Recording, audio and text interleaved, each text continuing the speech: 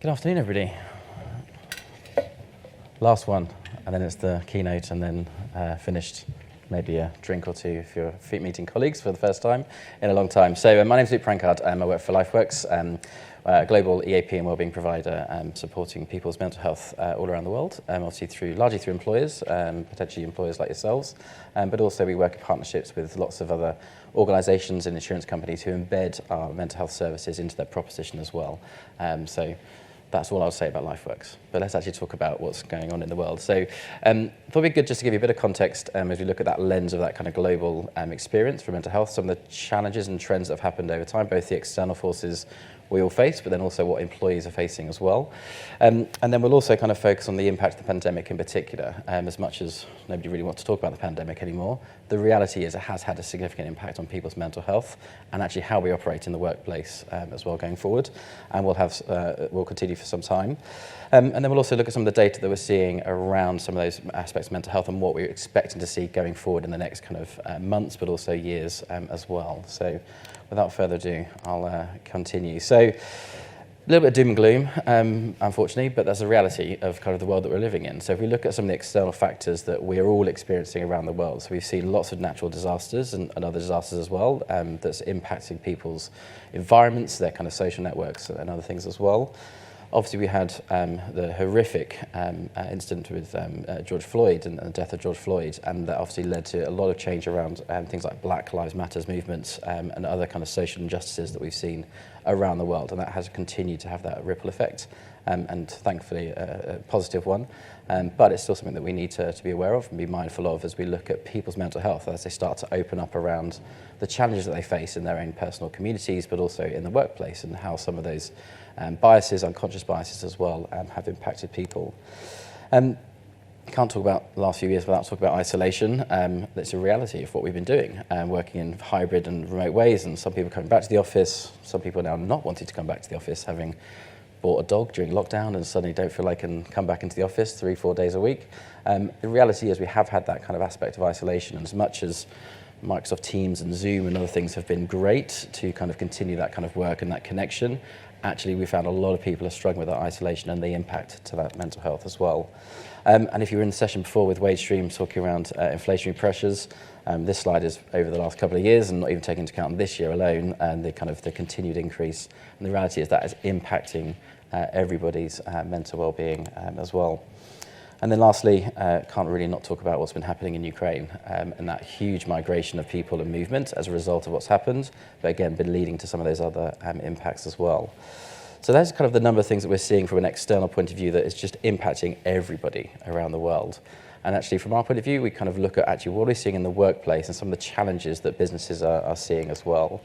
So there's kind of 4 key areas that we kind of focus on, and I won't go through into too much detail on all of these, but first one is the Great Resignation, it's a phrase that's obviously been coming up over the last year, and we're seeing that huge kind of demand for talent and that war on talent, and actually the cost to replace people is exceptionally high, and actually it's cheaper and easier to keep people in the workplace if you can, and actually for that point of view it's really important to focus on why people are leaving, and actually again people's mental health is a big factor to that, and they're citing that as one of the key reasons for them looking at other employers and feeling that they can join another organisation that supports their well-being more. Obviously the impact of the pandemic has had a significant one, and actually we've seen those stress levels rise, and I'll bring another slide up shortly around some of the trends that we've seen around the world and how that's been impacting people's health, but also that moving to hybrid workforce. And actually hybrid is something that we're all starting to learn what that means. Is it a fixed number of days a week? Is it fixed team events and various things you kind of come together in? And actually I don't think anyone's quite yet worked out what the right answer is, and I think that's something we're all going to be working on over the next year or two to kind of really define. But that kind of need to want to kind of get people together to have that cross knowledge of transfer and information as you bring new hires into an organisation is much harder in a remote environment than it is in an in-person environment. Environmental and social corporate governance, been getting a lot more traction and understanding, particularly obviously from an environmental aspect. The governance side of things, I think most businesses have had those policies in place for some time now. I've got those kind of right around different pay scales. But actually that social aspect is becoming a much more of a lens that investors are focusing on in organisations that they invest in. So not just what you're doing in your communities, but actually the social aspect of your employees. How are you looking after their well-being? Investors are now recognising and seeing through evidence that those organisations that invest in the health and well-being of their people and actually proactively support that and encourage it and measure it, tend to outperform their peers on a stock market performance basis. There's lots of studies around that from a Standard & Poor's point of view as well. And then diversity and inclusion, again, a huge aspect from an organisation and workforce point of view, and how do we embrace that, and actually how do we enable and foster the right conversations for people to again feel supported and feel connected to their business and feel open and comfortable to talk about their past experiences, and how do we learn from that collectively and ensure those don't get repeated in the future. So there's lots of things that we're seeing from those kind of environments. So one of the things that we do at Lifeworks is obviously, we are a global EAP and mental health wellbeing provider, so we provide support services for over 35 million people around the world, so we have a huge amount of data. But one of the things that we do measure as well is kind of key countries and key kind of trends. So pre-pandemic, we were doing a lot of measurement, and then literally as the pandemic started in March a few years ago, we started releasing a monthly mental health index and reporting. So I want to kind of focus on 4 countries just for the purposes of today and for time, and just kind of show you some of the statistics of what we've been measuring. So here we're tracking the mental health kind of score of a population, so a demographic of a good cohort in each country around their self-reported mental health and the impact that it's having upon them. And as you can see, there's, the purple, well, the green line, sorry, is the United Kingdom, and it's been pretty much in that kind of 12 to 13 and 14 kind of percent, 13, 14 points below the original benchmark. So what does that actually mean? Because is that good, is that bad? That is the equivalent of the worst 1% pre-pandemic in terms of looking after their mental health. So the worst 1% has a severe kind of impact. That is what the state of the nation is in that period of time. So we've actually seen a huge degradation in the overall mental health of the UK workforce and UK employee base as well. One of the things we also mentioned is around kind of career options, and actually, again, talking about the openness that we have to talking about kind of mental health and would it impact our career choices. And as you can see here, picked up 2 kind of measurements sort of from February 2021 to December, and you can see it's pretty kind of consistent around, actually most people do agree that actually it would limit their career choices if they were to openly talk around mental health. So as much as in the UK, I personally feel that we've got to a stage that is much better and being open to talk around things with lots of celebrities and royal family members doing different kind of initiatives and being open around their experiences of mental health and how they proactively look after it, but also recognising when they have had challenges. We are still at a stage where people still feel that in a workplace, it does limit their careers, and it's definitely a stigma and a barrier that we face.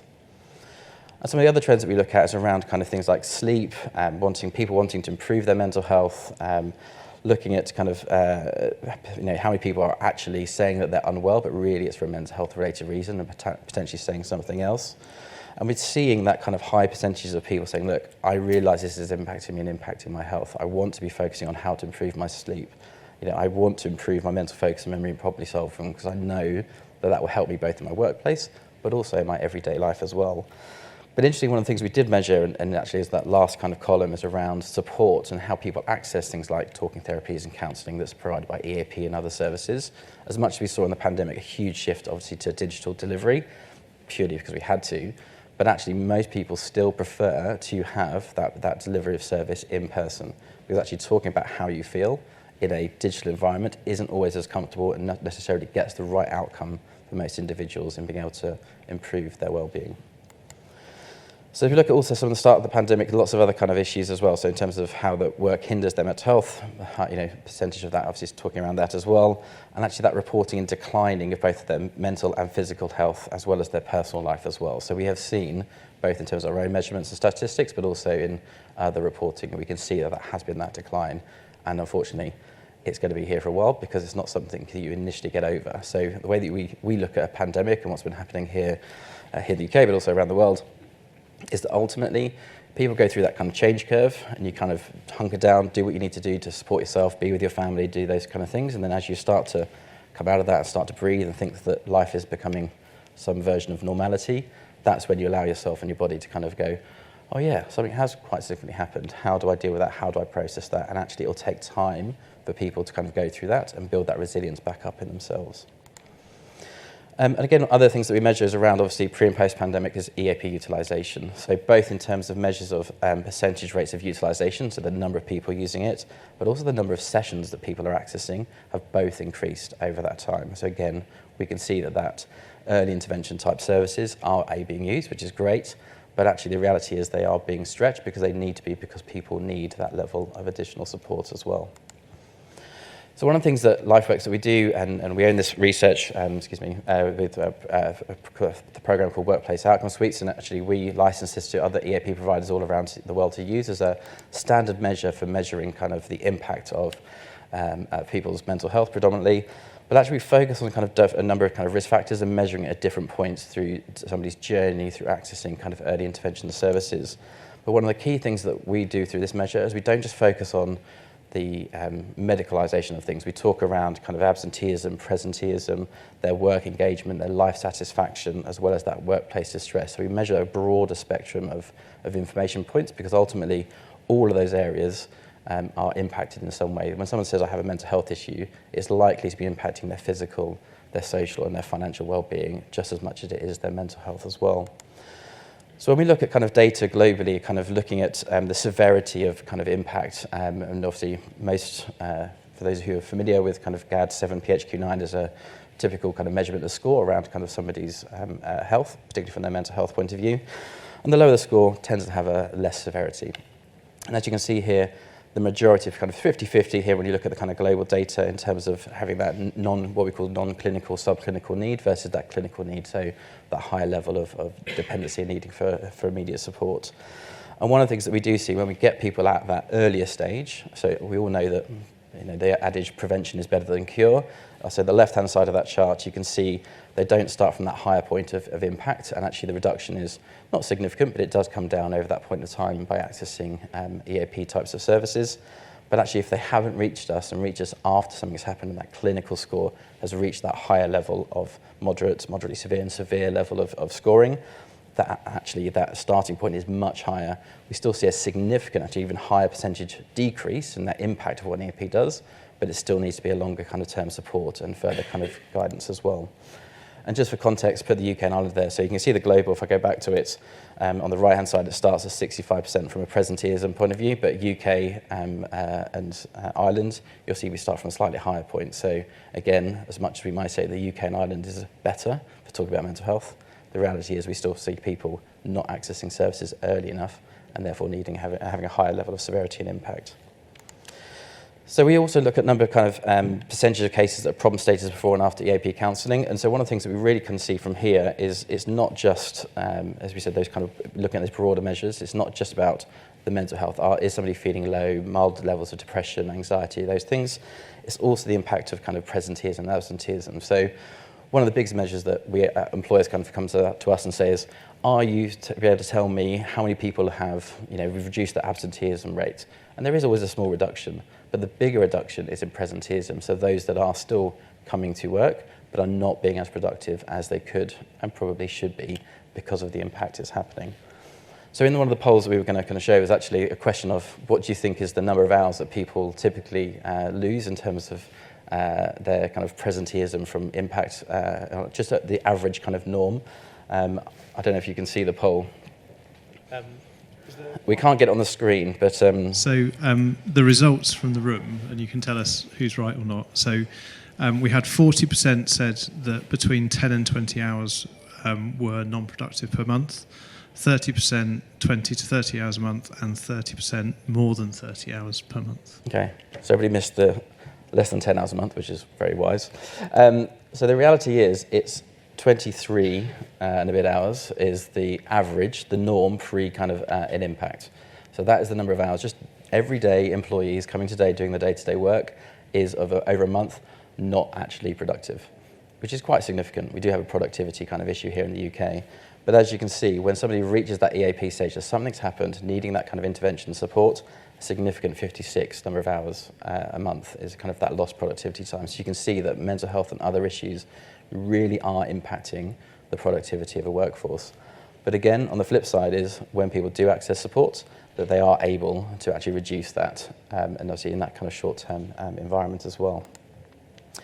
So one of the key things that we also look at is ask the question here in the room, and feel free to be this in the Q&A, is actually a short-term EAP style model the most appropriate thing? It's something that we've all had probably for years and probably familiar with by and large in EAP, and there's lots of kind of talk around how does that link into medical health plans, into local service provision, to kind of state kind of provision, and actually is it just a short-term, is that the right thing?